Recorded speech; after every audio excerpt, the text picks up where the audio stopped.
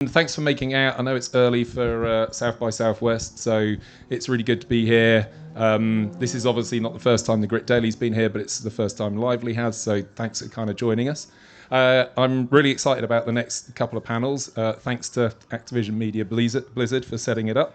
The whole point, as Mark pointed out, was things are rapidly evolving, the world of like human engagement and how technology is playing a role. But what's really exciting to kind of kick this off with Activision Media is the fact that gaming's played such a massive role over the last kind of 2 decades. And so we're going to kind of deep dive into the role of the kind of cultural evolution and how that's played out.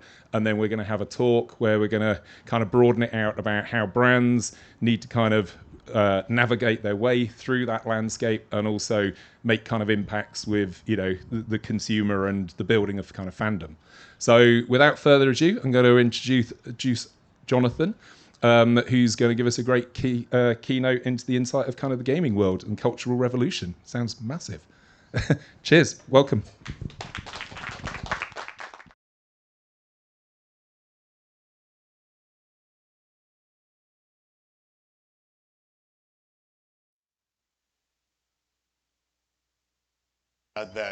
Oh, maybe if I stand over here. Great. Okay. So thank you so much, Mike, for.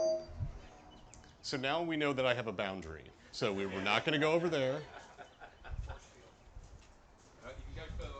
Okay. I think we might have the opportunity space here. Well, thank you so much for having us, everyone. Again, I'm here. I'm very excited. Thank you to the Lively team. Thank you to the Grit Daily team. We're here to talk about one of my favorite topics, which isn't just gaming, but also about the rising cultural relevance of gaming and how that's occurring through this phenomenon that we call transmedia. So my name is Jonathan Stringfield. I oversee global business research and marketing at Activision Blizzard.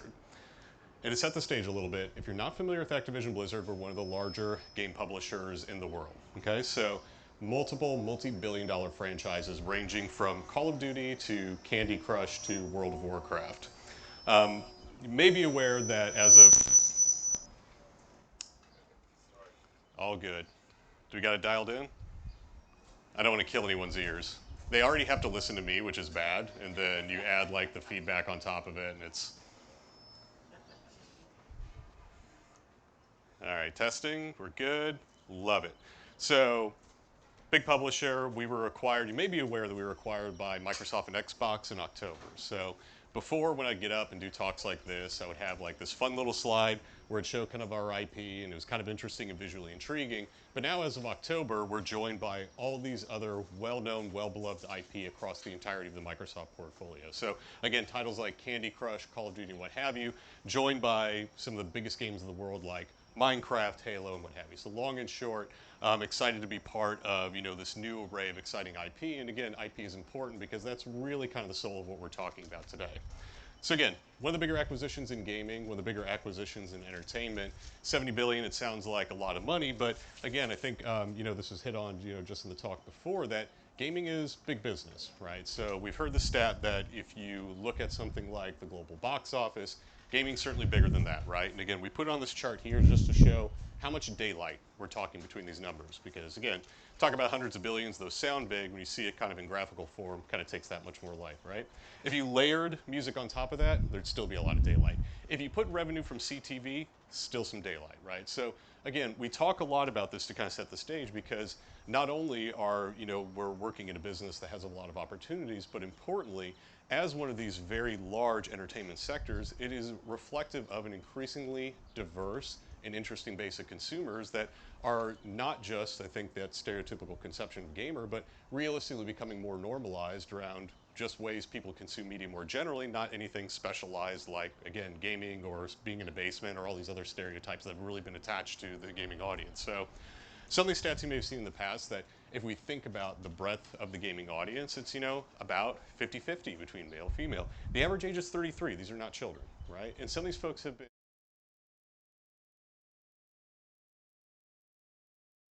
folks have kind of grown up with media more generally it is the case that we are increasingly now with generations that have been gaming for basically the entirety of their lives. Folks in their 30s or 40s, folks like me, that have been playing games their entire lives. And again, this is no differentiated from. In fact, if we double click into that age array, like, yes, the younger folks, 18 to 34, like, a ton of them are playing games, right? And again, we keep these slides advertiser friendly, so we cap out at 18. If we open that up to include folks under 18, it'd be near ubiquity, right?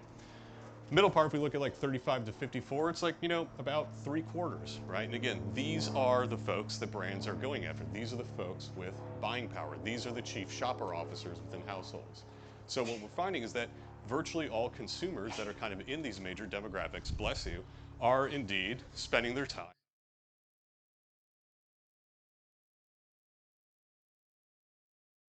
The 55 bucket, but like in there, still half of this audience is gaming on a weekly basis. And again, it's important to reconcile because again, what this is speaking to is just larger cultural shifts in terms of this art form, in terms of this form of media, that's across basically all generations.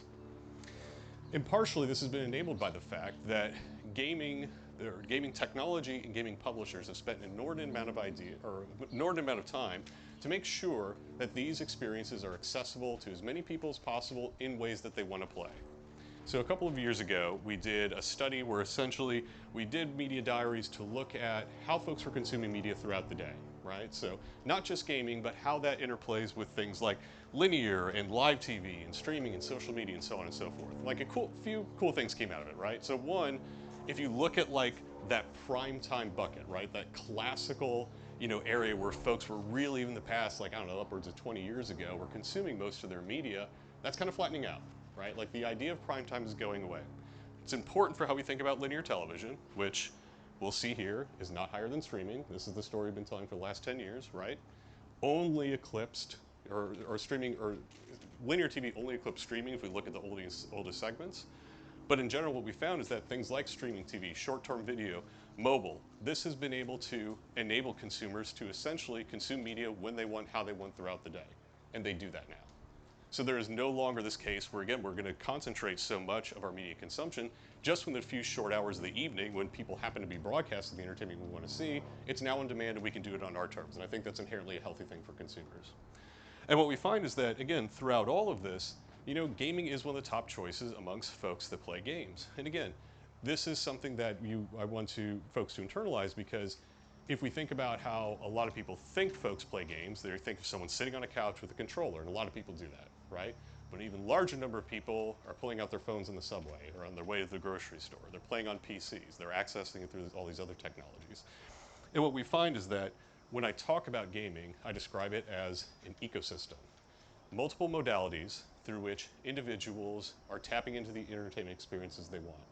This whole conception of just people who play exclusively on PC or console or whatnot, this like concept of like very quote unquote hardcore gamers, which is a terminology I don't love, that is only a very, very small percentage of the population. The reality is not only is it highly overlapped, but one of the few things that actually unites these modalities is mobile. And therein, we're not just talking about casual game players. A lot of the studios at Activision Blizzard over the last few years have spent a lot of time transferring much of our core IP onto mobile phones for specifically this reason, right? Things like Call of Duty, things like World of Warcraft. Because we want to be where our consumers are. And if we extrapolate this out a little bit further, when we talk about how individuals access games, we tend to talk about mobile, we tend to talk PC, we tend to talk about console. And this isn't something that's going to be next year or 3 or 5 years, but maybe not even 10 years. But we're going to get to a world as the consumer internet gets strong enough where cloud technology is going to essentially make all of these divisions more or less go away. So at some future state, and I'm not going to be so bold as to call a year because I can't do it for you, in some future state, we will not worry about little plastic boxes that are in folks' living rooms or the differentiation between a PC or mobile. People are just going to be able to access the entertainment experiences they want, when they want, how they want to do it, with the people that they want to play with, right? And that is something that I think is really going to supercharge not just gaming and the extent to which it continues to rise in the cultural zeitgeist, but entertainment choices more generally. Now, knowing that it's kind of a complex ecosystem, what I found is over all of this like stage setting stuff, right? Like, okay, gaming's an interesting opportunity. My consumers are there, great. It's still really difficult to figure out how to do it, right? And partially that's on us. And we're trying to do a lot of work to kind of normalize this and explain it to brands and what have you. But I think the IAB UK had a really nice framework that at least kind of like sets it out so that we can get like what the range of the opportunity space is. And they describe opportunities as in, around, and away from the game, okay? So in the game, pretty simple, right? So advertisements, marketing opportunities in the gameplay experience. Now, in the gameplay experience means that it has to be handled very carefully. We cannot have something that will disrupt the gameplay experience. We cannot have something that disrupts the lore, the fiction, the story, the immersion that folks are trying to establish when they're in the gameplay environment. Because if we do that, it's going to be a bad experience for the player, and that also means it's probably going to be a bad experience for the brand. In another world, I do entire talks on this, and it like kills me that I'm just going to like walk away and leave that point there, but just let's just say there's a lot to it, and it's important for advertisers, marketers to make sure you're finding the right partner and publishers to do this well, because it can be very powerful, but it's something that we would make sure if we're going to go about these endeavors, we're doing it well. Around the game is just that. So the example here is the Xbox dashboard. So if you turn on an Xbox, you're going to come to your own personal loading screen. You can go into your game experience, but there's also some placements for advertising in there. In things like Candy Crush, we do rewarded video that's opt-in. So this is like not within the core gameplay of people crushing candies, but it's essentially around it, right? And again, it's opt-in such that it's kind of weaved around the gameplay experience, and we spend a lot of time to make sure that it's weaved in well. And once they go into that, it gives them a booster the next time they're actually in the gameplay experience. So like, it's adjacent to gameplay, but not something that's actually directly within the flow, and that both leverages the power of the gameplay experience without having as many potential thorny issues if we were just kind of, again, in the gameplay experience. And finally, away from the game. So this is the stuff that like, even if you've never heard anything about gaming or whatnot, but if you work as a marketer, if you work as a marketer in entertainment, like you've seen this stuff, right? Like this is Unpack, this is IP marks and rights. This is essentially using things like in the past or in other cases like a movie launch or a TV launch or what have you, and just kind of leveraging that IP for a CPG brand, or in this case a restaurant brand, to kind of do promotion. And the reason that this is a popular marketing tactic is because I think we've known for years, decades, that the association between IP and brands can be extremely powerful. So that kind of brings us to this point of what transmedia and how IP in gaming has been rising more generally. So what I want to do is talk a little bit about the history of it in a very short way, just using the IP within the Microsoft portfolio as a means to kind of explore how this has worked over the past couple of years. So if we look in the past, I think video game adaptations started somewhere in the 1990s, and there were some very bad movies that at this point are like super comical, like they're now cult classics by how bad they were. And there's a lot of reasons for that, but for the most part, if you watch those movies, they have nothing to do with the game at all. Like they are so completely orthogonal to it, like yes, they have some of the same characters or setting or what have you, but the connection just isn't there. 2016, Warcraft movie came out, maybe somewhat obviously, in the universe of the World of Warcraft. And one of the big innovations that I think Warcraft had is that not only was this big blockbuster adaptation, but also it stayed very true to the story of Warcraft. Warcraft has been around for decades on end. There have been millions of people who have played online in the world of Azeroth, and they have a lot of knowledge and understanding about the lore, the characters, the history of this place. So to make this adaptation, they were very careful to make sure that it was true to that lore, true to that story. Because if I was a fan of World of Warcraft, and I am, and I watched that movie, and it's just something completely orthogonal, that's not a good experience for me. Then moreover, if you haven't played World of Warcraft, it's still a compelling story. And now you can explore in a way that doesn't require being in the gameplay environment. So it's successful and interesting for folks that are fans, but also folks that maybe didn't have as much exposure, right? In the past, like again, it was kind of this model. Bigger movies were kind of like really running with the adaptations. There's been a couple successful ones since then. And then today, what we're seeing is that probably the biggest showing for video game IP is through streaming. So there are a ton of streaming platforms creating a ton of really awesome content. And to facilitate all this content, look, they're looking for new ideas, new stories, new things to pull in here. There's something to be said about the well of IP and the well of stories from comic books is starting to get a little depleted, and we're getting a little bit of fatigue, right? Like this is a big story now in media and entertainment. There's been so many movies about it and so on and so forth. Like we're kind of getting to saturation point. However, there is some 50, 60 years of lore and stories in video games that for the most part has not quite been exploited in these types of storytelling. So what we're going to continue to see, and indeed I think last time I checked, some 50 projects between television and movies are adaptations of video game IP that are coming to life. So now as an example, we have Halo. I think they're in the second season. It's either finished or just about. I'm behind at the moment. But then in April, Fallout's coming out. So I am super excited about this one. Not just because I'm a Microsoft employee and or what have you. I've been playing Halo, or not Halo, well, I've been playing Halo for a long time too. I've been playing Fallout for like 25 years. Right? Like, I played every single one. I'm a huge fan. I know everything about it. I have dumb Halo, or I keep saying Halo. Fallout is the game we're talking about here. Fallout merchandise all over my house, right? So I'm extremely excited about this. One, because it's something that means a lot to me. It's an IP that I love. But then also, like, I get to share it with people that just have not played this game before. And that's exciting to me. And I'm excited to see, like, how they bring this to life and how that resonates. But again, I wanted to take that moment to kind of dwell on that fact that this means something to me before it even launched. And so this is a project that's launching with fandom built in. I'm in.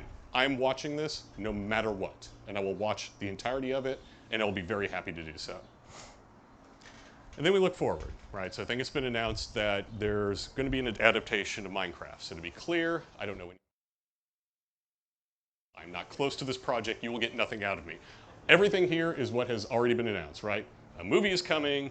Jason Momoa and Jack Black are attached to it. That's it.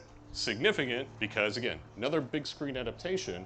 And also Minecraft is the biggest video game ever, period. Like, very few qualifications needed for that, right? An interesting point here is that this is also speaking to a new generation, okay? So I just spent a lot of time talking about Fallout, how that's important to me. So I have a son that is starting college. I know what you're all thinking, like, wow, you look so young and whatnot. I'm like, go on, I know. But no, 18 years old, going to college, okay? Played an inordinate amount of Minecraft in his youth, right? Building things, figuring out like how things worked. So he's going to school as an engineer. And like, I think partially like some of that, like, I don't know, probably the parenting had something to do with it, but like also him playing so much of that game, I think really kind of influenced his disposition there. And in the same way that like I'm amped for Fallout, he's so amped for Minecraft. And he was so amped for other movies that he grew up with. So even this concept of nostalgia, we now have this sliding scale that we think about nostalgia in the frame of someone like myself, right? But also Gen Z has been growing up with these types of entertainment experiences, and it's just as powerful for them. And I think it's definitely something we want to keep an eye on as we move to the future. And what we know from looking at how IP impacts, brands is that even in our game environments, when brands are adjacent to things like IP that they love, like Candy Crush and Call of Duty, and it really augments the power of their activations. And again, that's entirely the point that they want to come into our context because it carries that power. It's the same reason that these adaptations are going to become that much more common and that much more popular because, one, studios know they have fandoms built in, but the two, things like IP have power. And what we're finding is that some of the most powerful IP, some of the IP that means, conceivably the most to consumers now and in the future is coming from gaming. And I think this is an important shift that we need to keep our eyes on, not just as we think about how gaming works, but conceivably the future of entertainment more generally. So 3 points I'd want you to step away here with. One, gaming is mainstream, ubiquitous entertainment, same way we think about TVs and movies. So again, I feel like we talk about this point a lot. We're going to keep talking about it until I don't have to talk about it anymore, right? Like when we get to a world where we're kind of all on the same page, everyone's like, yes, this isn't just niche stuff, this isn't just the domain of children, so on and so forth. I promise you I'll stop talking about it. I'm excited to stop talking about it. Until we get to that point, we really just need to nail this home, right? And it's important because the second piece, we're entering a world where you do not need to play a game to be exposed to the gaming ecosystem. It is coming for you, right? It's going to be in these shows. It's going to be in these movies. This is going, like what the whole story here is one of cultural prominence, the rise of a whole entertainment sector, in not just impacting interactive media, but even more passive media, whether it be through TV and movies. And again, if you're an executive or someone in media or marketing who is excited about the future of entertainment, this is going to be one of the growing sectors of it. And finally, gaming is complicated, right? So, I mean, it's not just an app, it's not just a device, it's an ecosystem. It has multiple touch points with multiple consumers accessing multiple entertainment experiences in the ways they want and how they want to do so. And that's an opportunity, and specifically with something like transmedia, it's one more touch point. It's one more place where we can look to connect consumers with something that means something to them, that they love, that provides great opportunities for brands. So as we think about what are the right ways to integrate with gaming and think about that ecosystem, that's just one more lever. And more generally, what I often tell folks is that if we want to think about, again, not just the future of technology, but the future of entertainment, gaming is good not just because, as it stands now, it's a great opportunity for brands and it's good for business, but because it's really kind of on the leading edge of these things and is a great window or worldview to look through such that you can understand the future of entertainment and technology more generally. So that's my piece. Thank you so much. Thank you for the ear-splitting feedback.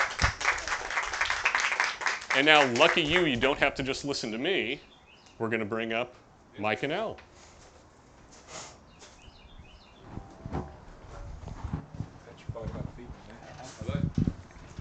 I hope we got it. Oh, you know what? I'm going to sit over here. Yeah. Elle, come join us. I'll sit on my own. No, you sit there. You sit there. Thank you, Jonathan. That was brilliant. I think, this is the whole point of this whole conversation. Let me introduce everybody first, though. So, Jonathan is head of strategy at Activision Blizzard Media. And as you've just heard, he's also an author of an incredible book. I'll plug that straight away. That kind of takes you through that whole evolution of gaming and the impact it's had on culture and the best way to kind of navigate it from a media partnership point of view and things like that. So, background and journey started in digital agencies like Poke and Elvis, then moved over into BBH, and where we crossed paths with Virgin Media, and then off to New York for Ford, and then chose the wonderful world of gaming as well to spend many years at EA looking at the role of how, and she was VP of brand, and how that worked. So welcome, thank you. Thanks for having me. Thank you. Hi. So let's get started. So first of all, the whole kind of point of this is let's just talk about kind of the memorable moments we've all got of kind of when gaming actually kind of started to like catch your attention as far as marketeers are concerned.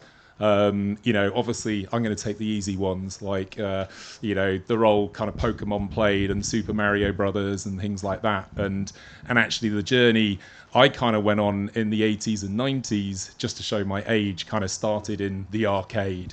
And you mentioned it in your book, that kind of, this is what's quite exciting about the role technology's played and how that's evolved. So seeing that kind of play out and become a social platform for me was really interesting. But what are your individual experiences? Sounds like you're very passionate about games. Yeah, I mean, like I don't just play a gaming fan on stage. That's like throughout my entire life. Like I grew up playing games. Like again, that's kind of my demographic. But before I joined Activision Blizzard, I've been here for about 6 years now.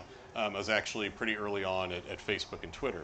And in those roles, like I was there kind of like at the subscale point of the companies. And my role in a bunch of ways was to go out and speak with big brands about like why this was important and why like these were technology platforms that were going to be important to them when like they didn't understand it, right? So like I'm old enough to have been at Facebook when like brands had like little barometers with how many likes they were getting and stuff, and it was just like like a lot of stuff that we had to break out to. So I bring that up because if you talk with these brands, trying to like desperately trying to explain to them like the power of these platforms and so on and so forth. And as a fan, I was kind of keeping my eye on gaming. And I was like, that's kind of a big deal, right? Like again, like it got bigger than all the things we just said, the box office, then music, and so on and so forth. And I was like. I get I don't want a bunch of ads or other potentially gross stuff in there, but like on the other hand, like there's ways to do that are potentially very nice and correct and what have you, and like that's a huge opportunity for brands. It just didn't see a lot happening, so that's why when I had the opportunity to go to Activision Blizzard, I was like, well, I have to figure this out. Like I have to see what's going on here because that just seems like a huge opportunity. I love what you're saying there as well, because actually there's no difference really now between social media platforms and gaming platforms, especially in live service universes. And so actually in a way it's kind of the same job, but combining those two passions. My lens on this is that it's universal truth that great marketing speaks to the emotions. It pulls at the heartstrings before it is delivering like a rational differentiator. I grew up playing Tomb Raider. I went to Venice a lot in Tomb Raider. If I go to Venice now, I can't stop thinking about just diving into the canals and like swimming under the bridges. But a more sort of emotional experience was during COVID, spending hours with my husband taming a white horse on the snowy riverbank and passing the controller back and forth to each other to tame the white Arabian in Red Dead Redemption 2. When that horse died, I wept. My car is named after that horse. I actually crashed it this week, and I think that the reason that it was so hard, it was a safe The horse crash. died twice.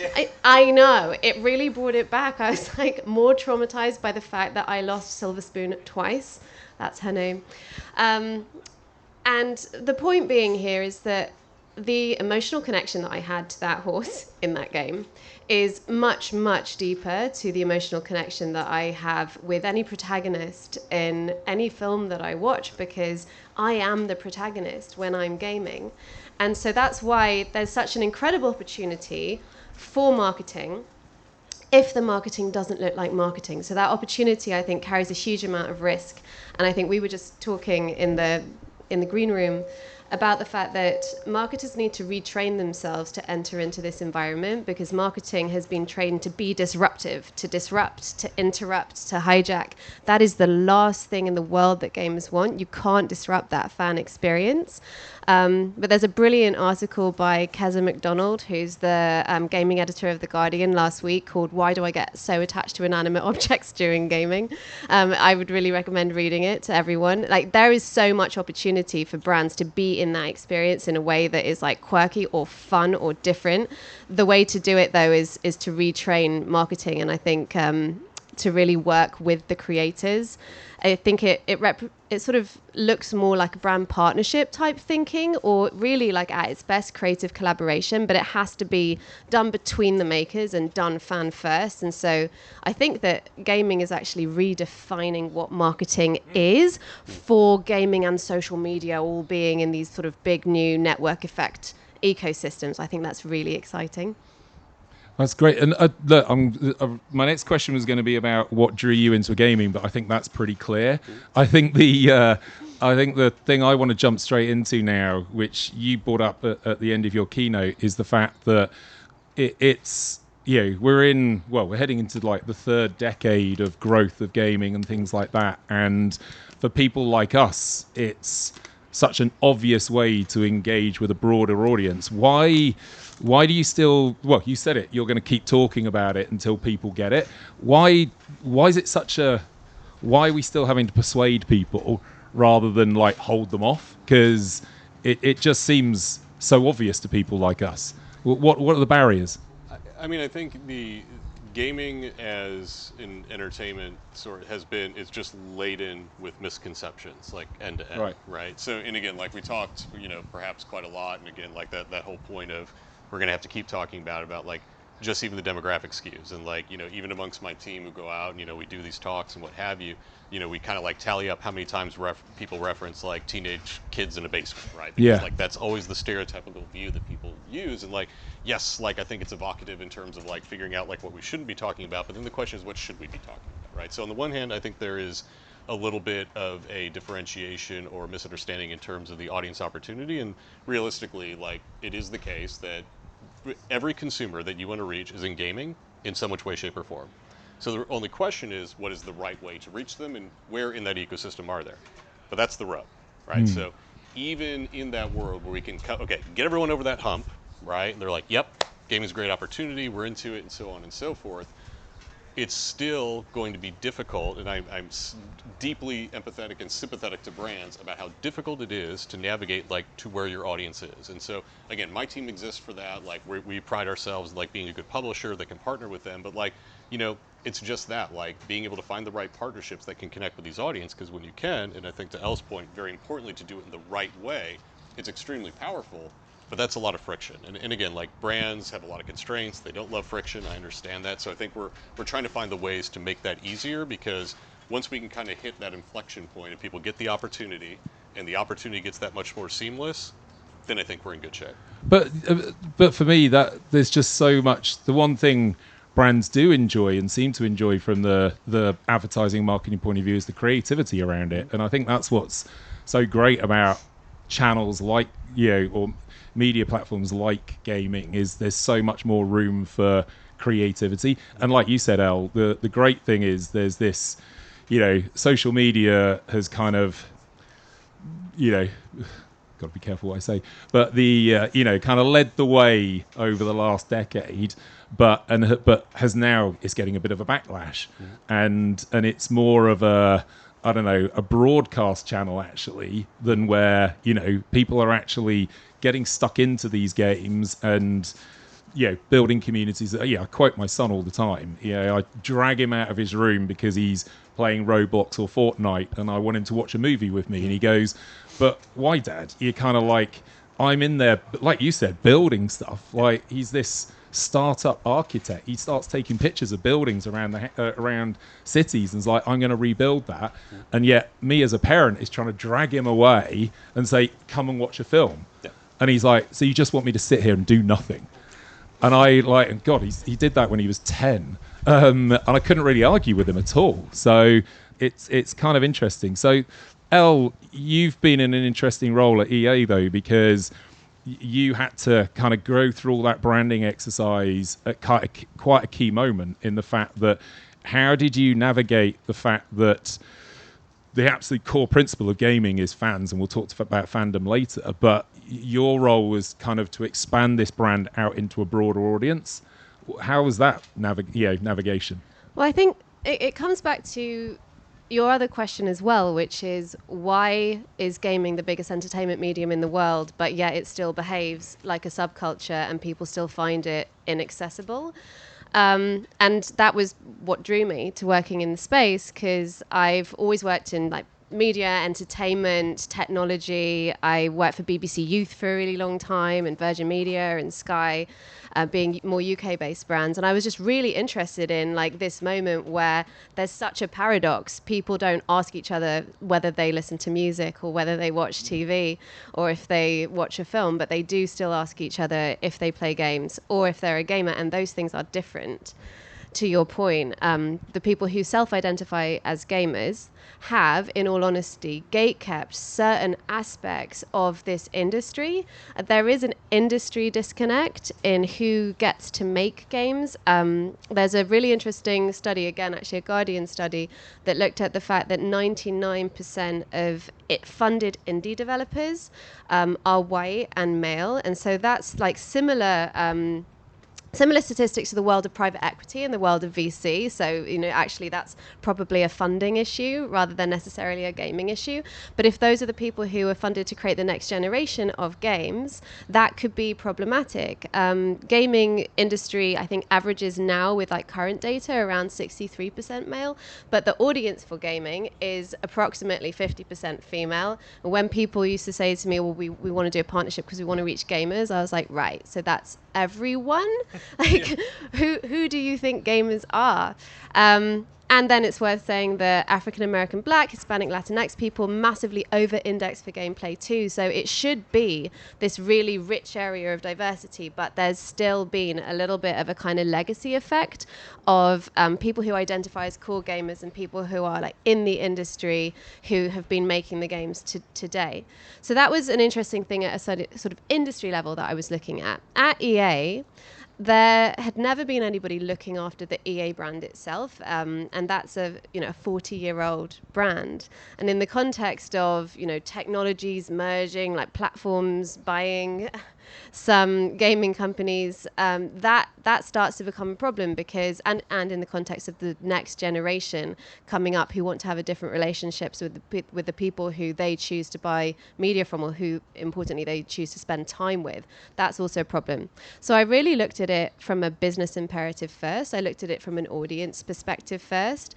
We did a big piece of analysis and created something called the EA Muse audience, which was about winning the next generation of players and fans who do skew more diverse. The first non-white generation of babies has already been born in the US. It's one of my favorite facts. So the future of the buying population is a more diverse buying population. And then we were looking at what they want. So many of them reject the gamer label as a core identity, and they associate it with toxic fandom.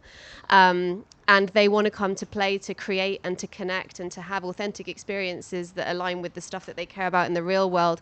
And those divisions are more fluid than ever before. And, you know, a couple of years ago, everyone was really hyped up about that and the word metaverse attached to it. But the truth is, it's actually just like normal human behavior, and the fact that this is a very gaming native and social media native generation who are also really intentional with how they spend time. So we implemented a strategy to help franchises to reach that audience and to understand that audience better by creating this shared data set. And then we created a new brand positioning for the company, which was around expanding the positive power of play with some really clear strategic mandates around those 3 pillars. So expanding meaning bringing more people into play, the positive power of play being around activating the insight that people want to create and connect through play. And that led to a million things that happened in the franchises to both sort of reduce toxicity and harassment on the platform, also to onboard new players into play, and importantly, to help the franchises and the gaming studios to scale learnings from what they were implementing across those studios. I want to be really clear that that was the studio's work. Like, it was not the work of the brand team. The brand team was a kind of unifier that could help scale these learnings and that could help pull together the incredible stuff that they were already doing into these pillars, and then promote them to happen more. And that was applied to M&A and all of these things. It was a really, really exciting piece of work to get to do. So a pretty easy job and didn't take you long at all, yeah? Yeah, 40-something studios. I think that's the thing that people forget about is there's this whole infrastructure of its studios and the business that kind of they all fit into. So that's quite and Activision Blizzard have been through that journey. You know, you've got a wealth of kind of different games and gaming studios, haven't you? So it's, you know, I think that's why the advice is always to kind of go to the experts that understand all these different things. So, and that's what's quite exciting, is it means that it's all, well, actually thinking about it, it's almost like you become almost like a media agency, because you've got so many different titles. If brands or businesses want to come to you, you can fit them to the right type of demographic. Is that right? That's right. And I mean, like, and I think that relationship with the studio is very important, because the way that I describe a lot of the work that I do, my team does, and what have you, is like, sure, we work with advertisers and marketers, and that's very important to us. But my other customer is the studios, right? Like, and we're kind of just running between the two, and we're trying to build understanding between the two. Right? Because advertisers are extremely good at what they do, right? Like, they make compelling experiences, they do disruption and all this fun stuff, right? Studios are extremely good at what they do, but there's not a lot of understanding between the two, right? And not every part of it's going to overlap, right? There will always be games where marketing, advertising, and whatnot is not right, but there are a lot of them where they are, right? And this is an opportunity for the studios as well. Because when I say fundamentally, like, what we try to do is that we are in the business of access. So there is a tremendous amount of folks that play games, but they spend no money in games at all. They're like nothing in terms of upfront fees, nothing in terms of IEP, MTX, like all these little terms that we have in the industry about like incremental small purchases. And in that world, that can be very difficult for the studios to monetize effectively, right? And that limits their creativity, and that limits their opportunities. So if we can plug in sources of recurrent revenue, like advertising, like marketing partnerships or whatnot, that's giving them access to new flexible ways of revenue. And again, it's not going to be right for every game in every studio, but in certain cases, it's a great fit. And then for advertisers, it's access to an audience that they might not otherwise have access to, right? Folks that are playing these games, that are in environments they love. And again, between the two, if we can align these incentives, and in some places they're going to be very aligned, in some places they aren't, it creates really powerful experiences. So we talk a lot about like our build process to be kind of like this triad between advertisers, studios, and if we do right between those two, the players have a really good experience as well. And to your point, like, you know, again, there is no studio at Activision or Blizzard or whatnot. In fact, Activision is its own studio that has dozens of other studios. King Digital, who makes Candy Crush, is another studio with multiple sub-studios. I could go on and on, right? Microsoft, we're recently new in that world, and they probably have dozens and dozens, right? So it's a lot of work to go out and make sure that we're talking with these folks and building those understandings and building those relationships, because they have great experience, they have great expertise, they're making compelling art, and the more that we can connect up to it, then in a way, again, that's responsible for advertisers. It's great for the players and gives access to all folks. Can I also pick up on that? Because we were having a we were again talking offline about it, but there's something really interesting in, we did an audit at EA of all of the ideas that we get pitched. Like in my brand role, I get like a new pitch idea from an agency popping into my LinkedIn or my inbox, like at least once a week, but often more. And 65% of what was being pitched wasn't technically viable. Because, and there's a fun example from The Sims, which is that so many ideas were like, so we get a Sims family and then they do this, or like they have a dog and like this happens with the dog and it's like for dog food. But you can't make The Sims do anything. The point of the Sims game is that the Sims do what the Sims are going to do. And that's what's really fun and magical about it. You can ask them to do one thing and then all of this other stuff happens, but you basically cannot control a Sim. And so having to explain that again and again and again to the agencies and go, thank you for your proactive idea, like it's not possible, became quite frustrating. And I was almost glad to be a barrier between Maxis and the people coming to me with the ideas. But I think that it means that agencies and marketers on the brand side need to kind of retrain themselves that, like I was saying before, it should behave more like a brand partnership. Ideally, it behaves like a creative collaboration. And we're going to need to kind of retrain away from like the creative ego that can show up in ad agencies and allow the studios to be the most important creative force.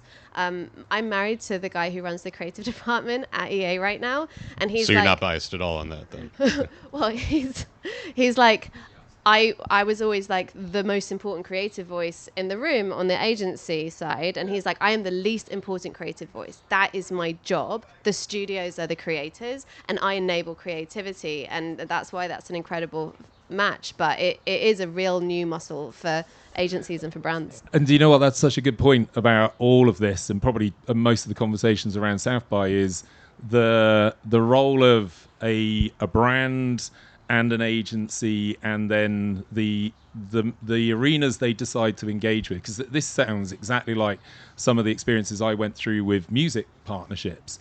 Is don't sit in your ivory towers thinking because it's like us. We call ourselves a creative innovation agency, but the mistake nowadays is sit there in isolation and think, oh, I'll do some online, we'll do a brainstorm, we'll come up with a great idea, pitch it to our client, and then go to the people that really understand it. Because there's just, it's a heavy lift, it's very time consuming, it become really expensive.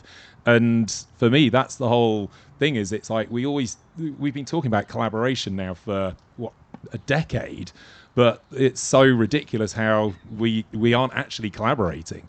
It's like, that's the purpose of these events, isn't it? Like, it's almost like this is where the creative process starts, is come listen to the people that understand it, have a conversation, get in a room and talk about like we all know now, talk about the audience first, and then engage with the right and channel that way, rather than sit in our offices in our doing our creative stuff. It's like you end up repeating the creative process like 10 or 15 times, don't you? So how do you though, because I think it's great hearing about how it all works and how it's set up, but how do we change that? Well, it's kind of ingrained into the industry, isn't it, to work like that? So it's how do we kind of communicate to people to collaborate better? Any kind of advice, or is it just as about like come to events like this and meet people and talk about it and take it from there? I mean, I think some of it is just building mutual trust and understanding, which again is fundamental to so many things. But like, again, no one wants to go out and make a bad ad, right? Like that. No one gets up in the morning, regardless of where you work, and be like, I'm not going to bed until I make a bad ad, right? So, but doing so in a way, and again, like I think there's, to have understanding and what have you, requires humility. It requires being able to like flex yourself and understand. And I think like that's kind of where we're at. That, and again, it is between the advertisers and the studios. Advertisers have a lot to learn about marketing and being able to see that as a way that, like, if we endeavor as game studios to reach every person on the planet, to do that, we will inevitably need things like advertising to do so, in the same way that television and movies and so many industries have before. And then advertisers, if they want to get on board with this really exciting, innovative new entertainment sector, then they need to build that understanding as well. But Elle, you're definitely the expert here, so I'm going to leave my preamble there and let you actually nail the question. No pressure. Am I? Well, I think that there's a role for gaming native creatives to either start their own agencies or to work in advertising. I think there's a lot of opportunity to build in some of these more open world spaces or these three-dimensional web spaces. I think native Roblox creatives, that's really interesting. Native Fortnite creatives, that's really interesting. I think if you want to do a partnership in a large AAA, you need to understand that needs to start to be planned 5 to 3 years in advance. And so also just like generally that level of education of the understanding of like the game development framework and the process, I think is helpful. But I am seeing more gaming native people joining creative agencies, and I don't think that that's a fad. No. I think that now that we've sort of gotten slightly less wedded to that metaverse word that was in every single earnings report, just like spiked in 2021, then fell off a cliff, and now it's AI. The Economist has great charts on that. But I think what you're left with is people trying to work out how to authentically ideate within the world of agencies, and the ones who bring gaming native people in will probably do that very well. That's a really good point as well, because there was a bunch of stuff there. I've got to try and make sure I don't ask 15 questions in one go now. The facts are like 1 in 3 humans are gamers and game in some shape or form, which makes it such a popular medium. But also, I just want to talk a bit about like the cultural evolution of gaming, because like I stupidly pointed out about how old I am, and I grew up in arcades and stuff like that, but there's this phenomenon now where, and actually it's probably a question for the audience if you're interested, but it's like, what have any of you actually revisited an old game or franchise in the last I'll give you an example of mine. My wife got addicted to Pac-Man in college and has a Pac-Man game, and then my daughter, 12 years old, has now got into it as well. And we've just seen Oreo have just released a code on their biscuit so that you can actually activate it and play Pac-Man on your mobile. So that's just crazy of how it's done. So anybody, you were nodding. What's your... Have you have you revisited it recently?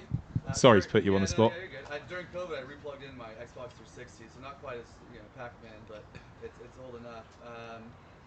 It's very different. I think I've become accustomed to a lot of the graphics and features, almost like watching an old movie. Yeah. For the same reason I have barriers to enjoying that, I also have barriers to enjoying my experience. But my wife really enjoys Black Ops 1, the zombies, and so she'll bring that. That still gets recycled in our household pretty often. So but there's barriers, I think, that we're spoiled by new technology, and so going back to an old game is a little hard for me. Right. But I'm a gamer, so. Yeah. Fair enough. And have you got any examples of that? Well, your books covered quite a lot of that.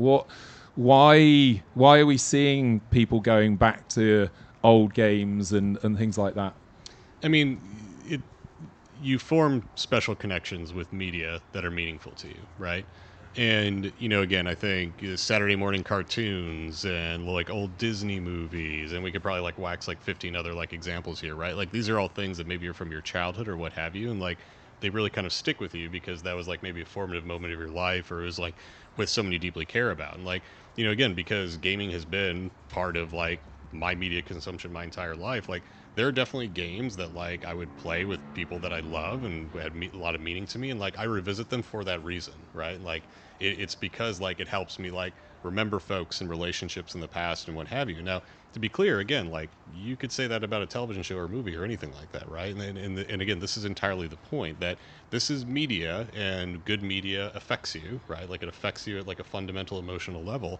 And in these cases, games have that same power, and in some cases one could make the argument successfully that more so because it's not just passive, like you're involved with it. So I think it's definitely been the case, personally for myself, but also I think something that's going to be just that much more common given, again, the prevalence of gaming in general, but then also how it's been entwined in people's lives. Yeah, I would really agree with that. For me, it was my husband and I played along episode by episode to The Last of Us when it was brought out. And that was really fun. I had to stop doing it actually because the game freaks me out so much more than the TV. So we ended up just watching the TV. But I think we did that like for 6 episodes. It was really committed when you also have a 2-year-old, so you can only do it at night after they're in bed. So yeah, I think that nostalgia value is an interesting one. There are so many remasters. I feel like partly it's kind of it's like a media executive call to do these remasters. When you look at the data that shows that pre-Barbie last year, the highest grossing movies were all sequels. There's a real focus on IP right now. That's been a real kind of buzzword in what's being invested in. I think that is not necessarily the right focus. What I would say the focus should be is fans, and fans can be fans of anything. They can be fans of a moment, a game, a celebrity, a piece of IP, a moment in their life that piece of IP reminded them of. For those of you who haven't come across her, Zoe Skayman is an incredible futurologist, and she has a presentation that's free to download on the future of fandom, which is really, really interesting and great. Her definition of it is creativity plus autonomy plus equity is modern fandom. And by that, she means that fans now have the expectation that they can participate in the things that they love, and that they could potentially get paid to participate for them, and that it's open and accessible to anybody. And I think those principles around understanding fandom are really important. I also think that there's been an interesting moment recently where people, like hardcore fans of football, were sort of upset that Taylor Swift was taking away from the Super Bowl moment. I found that so interesting because I think the Super Bowl has long articulated this thing around fandom, right? People one of the reasons why the Super Bowl is amazing is because it's a whole family event.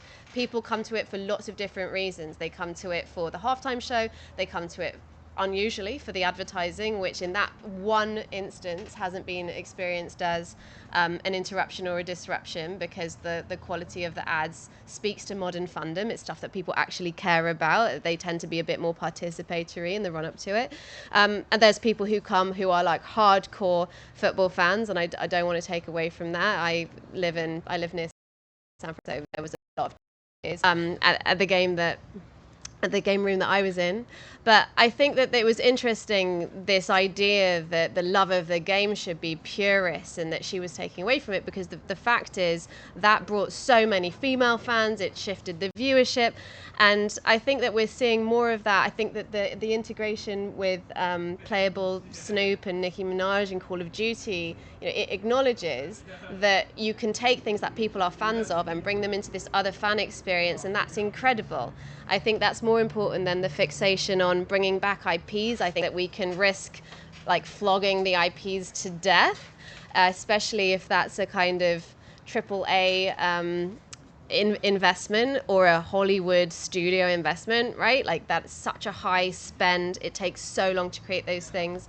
And the other thing that I think is interesting is the definition of culture as the thing between things. And I think that for people who are investing in creating these big analog moments around IP, you might miss culture, right? Because from the moment that you're greenlighting the investment to the moment that you're putting that thing into the world, the things between things can happen, the culture can happen. I think that's why so many of the live service games are a really interesting, rich place to think about fandom, rather than just IPs or just nostalgia. It's what do people care about now, and how can you bring it to them in different ways? And fandom's a really interesting word, isn't it? And I'm glad you brought up the NFL, because I think the NFL has always been able to adapt itself to the ever-changing kind of landscape. And that also applies to kind of gaming, doesn't it? Because if you're going to get involved, we keep talking about these layers of how you can get access and what to do, and we'll talk about kind of ads in a second. But there's so many tiers to fans, isn't there? It's like you can't just say what is a fan, because you've got the super fans, you've got the generalists, there's this broad range, which makes it quite exciting when you're putting together campaigns, because you've got to make sure you tier that and make it appropriate to everybody. And you must have seen that, again, going back to kind of the transformation of EA and maintaining kind of respect to the core gamer, but them, and I think also because you talked about it earlier, people are growing up with this now, and I think that's something that I know I'm going to be talking about in another panel, but most marketeers are of a certain age, and we've got to understand that we are marketing to different age groups and different tiers of people. So, really understanding those audiences and adding value rather than just kind of, placing ads and placing banners and things like that. Which brings me to my kind of next question is, what is evolving now in how do you, if we use a traditional, how do you advertise in gaming? Like, what's happening? Because there's talks of being able to drop ads in and stuff like that, but something I've seen over many times is, the mistake of, oh, well, I'll take my ad and drop it in there. So how do we navigate that? So, I think we're in a good place where folks aren't falling into that trap of just kind of like taking their ad and like plunking it in somewhere willy-nilly. So one, a lot of the pathways to do so are being closed off because folks realized that wasn't a great idea, right? and to be clear, like you're going to hear a lot about, and hopefully have heard a lot about, like all the opportunities within gaming, like over the past 10 years, but like there have been ads in gaming since gaming existed, right? Like you can trace this all the way back to like Atari and some of the first actual games. So what has shifted is that they're now more accessible due to internet connectivity, and then also there's a little bit more thoughtfulness in terms of like how can we make these experiences more like how brands would want to buy? Because back in the days of yore, like to put an ad in a game that didn't have internet connectivity, you needed to do a tremendous amount of dead work up front. Like I think Elle mentioned this before, like 3-5 years, and then also you're going to put that ad in the game, and it's never going to change ever. That's it, it's done. So you can go back and play games on like the Super Nintendo or Genesis or whatnot. Your ad's still there, but that's probably not really like how you want to transact media, right? So in the new world, right, internet connectivity, games that are being built not just for gamers, right, which is like, and again, Elle is 100% correct, like we should be intentional between when we talk about like gamers versus game players, but games that are increasingly designed for everyone has created a lot more canvases. And in the current opportunity space, there is like a little bit of a bifurcation between, basically turnkey programmatic media, and this is typically on the mobile side, versus kind of like these integrated marketing experiences. And like you see these things as like, the Roblox concerts and things in Fortnite and so on and so forth. And not a lot of room between, right? And then if you look at some of the buying habits of agencies versus brands, like agencies are really going after some of these programmatic opportunities because like, it's easy, it fits in my buying models, checks the box, done. And brands are really excited about these integrated marketing opportunities, but they're not scalable and, they take a lot of time and so on and so forth. And like the result is like, no one's like 100% satisfied with where we are in market, right? If we're being really honest. So that's a challenge that we have, right? We're doing a lot of work on that. We're really trying to find a way of like, where's that happy middle? Like, where's that creamy nougat between the two, right? Because if we can find things that, feel like they're customized or well ingrained within the experience, that are easy to buy, that are like frictionless for agencies, like that's a tall order. And I'm going to tell you right now, I do not have that answer top of mind, but like that's where we need to get, because that's where we get to a point where folks can really kind of get it. Now, to do that, however, it does mean that we need to rethink some of their models in terms of how we buy advertisements. Like, again, not only is this no longer like passive media, right? Like the psychology that folks have when they're playing a game is different than when they're scrolling social media. And the psychology that you use in terms of the marketing experiences need to appropriately change for that. Otherwise, it's not going to be a good experience. We need to stop thinking as much about reach and frequency. These are the things that we have used since, say, the 1960s or 70s, buying television, and we're still doing it today. And I got to tell you, it was getting old when I was in social, and it's getting real old now. And like, this is where this conversation around like attention is becoming increasingly prevalent. That like, it speaks to the market saying we need something different. And again, these are not things that we're going to solve here, unfortunately. They're not things that are going to be solved in the next 2 or 3 years. But as we think about what the opportunity is, these are the things that need to coalesce. And I think we're on the right path, but it's going to take time. That's just, I've got to ask then, why as an industry aren't we all accept? Because that is, you're so right, that is such a in the background conversation all the time. And why isn't it, there's all these bodies set up like the Marketing Society, and everybody has these great conferences and stuff like that, but why do you think that hasn't been addressed? Because you've got those data points that you say, and like the decline of linear TV and the rise of streaming and the rise of gaming and stuff like that, and reach now, what does that mean?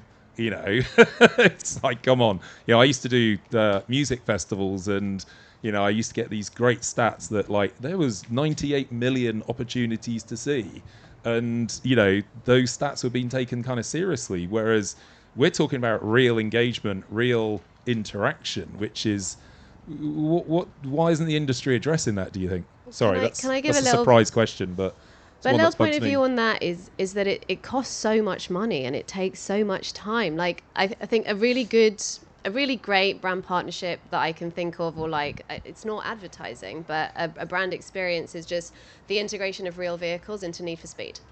Like, you can go and drive I think it's the 2016 Mustang GTS. Like, that had to be, like, the Ford Mustang engineering team had to be incredibly involved with the development team of Need for Speed. Like, that's not an advertising idea. That's a deep experiential partnership. It's technical.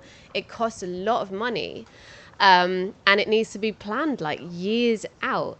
So I think that to deliver really authentic experiences in those kind of games is so expensive and so involved. I like that there's sort of more, there's more fluid opportunity when you think about a build in Roblox or a build in Fortnite. Like, live service is opening up the opportunity a little bit for people to treat it a bit more like social networks, or how they used to be before they were broadcast monetized platforms. I think that's a big reason why. I think the other thing that it's worth saying is there are ways to get around the idea that you are interrupting somebody or putting something in a game as the premise. Like, if you're thinking about gaming as a touch point, do you want to start there or do you want to start somewhere else is an interesting question. I think Oreo cheat codes generally as a campaign, so you gave the Pac-Man example, but they have cheat codes for multiple games. And when you use the code, so they're basically like, buy some Oreos and then you get access to a code, and if you go on the internet there's like a million people trying to work out how you get the codes without buying the Oreos, and I'm like, just eat a cookie, come on. Like, you really, like, you want to diet? And then you have an Oreo branded experience that is only Oreo branded because like your battleship is white and blue and like does something fun. And so I think that is genius, because you're not messing with someone in the game. You're going, hey, we're going to bring you back into the game in a really fun way. You're also, it's not just like, for me, that's like emotional connection because the experience you're then going to have is fun, but it's also hard-hitting performance direct response campaign, because the action you're being asked to take is literally make a purchase. They can measure it, they can prove out the effectiveness of it.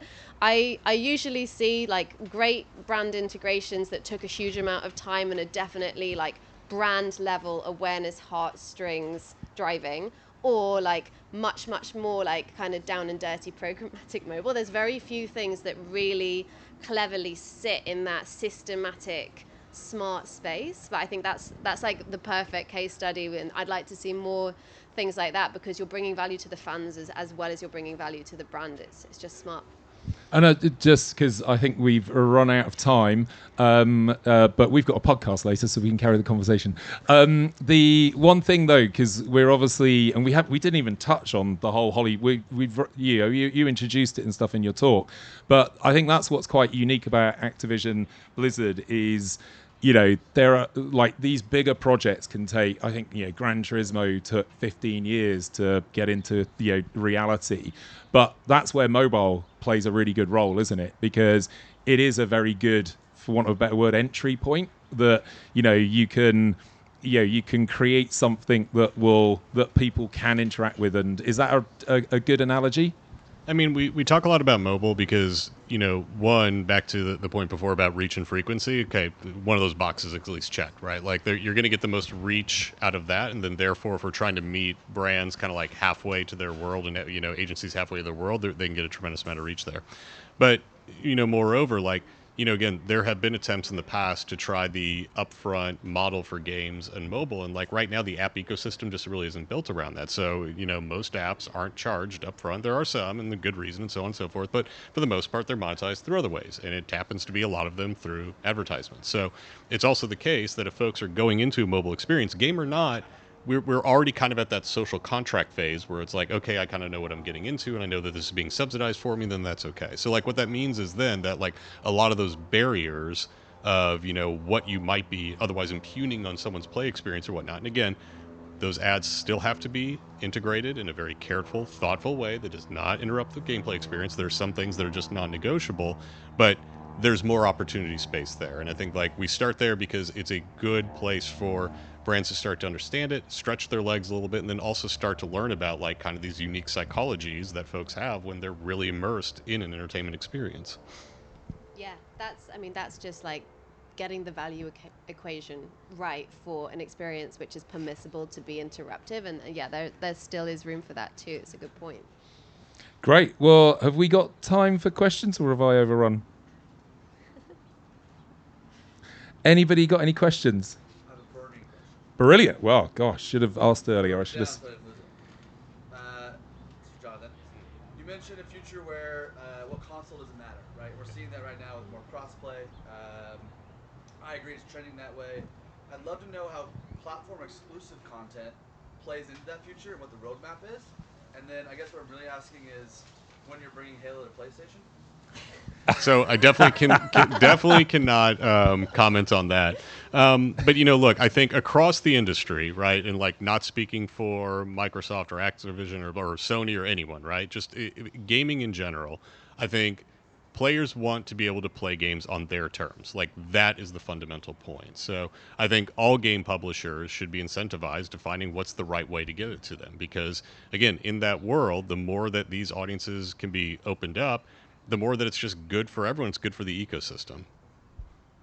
Increasingly, it's making more sense for things to become platform agnostic. It's been an interesting thing to see the PlayStation announcements and how they've been received by a small, very vocal group of fans who still attach their identities to the consoles that they choose to buy.